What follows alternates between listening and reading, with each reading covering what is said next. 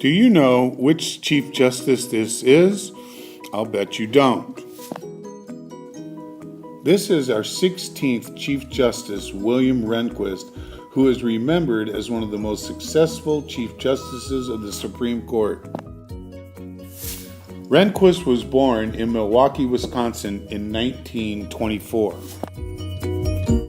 Rehnquist's parents were William Benjamin Rehnquist, a conservative Republican that was a sales manager for a printing equipment and paper sales office, and his mother was Marjorie Peck Rehnquist, who was a director for a small insurance company and a local civic activist. Rehnquist graduated from Shorewood High School and briefly attended Kenyon College for one semester.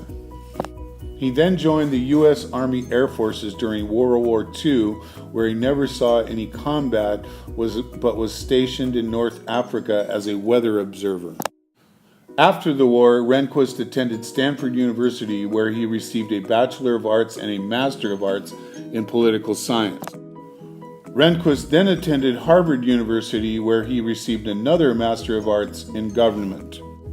Eventually, Rehnquist returned to Stanford and graduated from the Stanford Law School, where he met Sandra Day O'Connor, who would later serve on the Supreme Court with him, and during their time at Stanford, they briefly dated. After 16 years in private practice, Rehnquist moved back to Washington, D.C. to serve as a Deputy Attorney General for the Justice Department when Richard Nixon won the presidency in 1968. Nixon eventually named Rehnquist as an Associate Justice on the Supreme Court. In 1986, when Chief Justice Warren Burger retired, Ronald Reagan named Rehnquist as Chief Justice of the Supreme Court.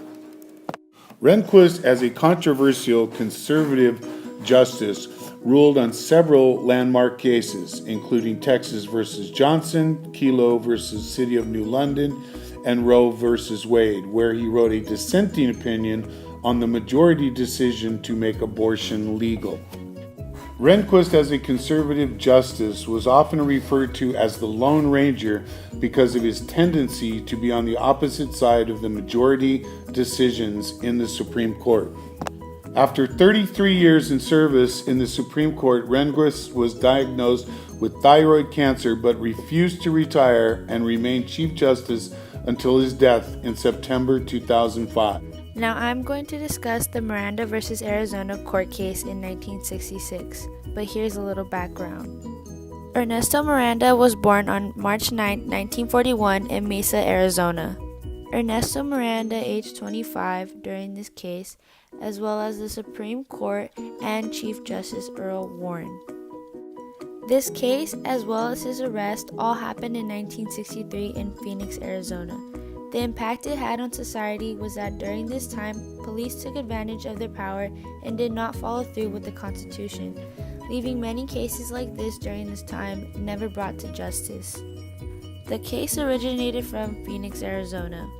Ernesto Miranda was arrested on March 13, 1963 for robbery, kidnapping, and rape.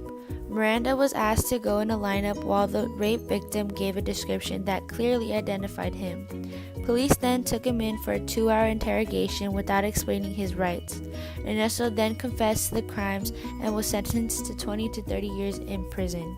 The case went to the Arizona Supreme Court because the police had unconstitutionally obtained his confession, but the court disagreed with his statement, which sent the case to the U.S. Supreme Court, opening the case up in 1966.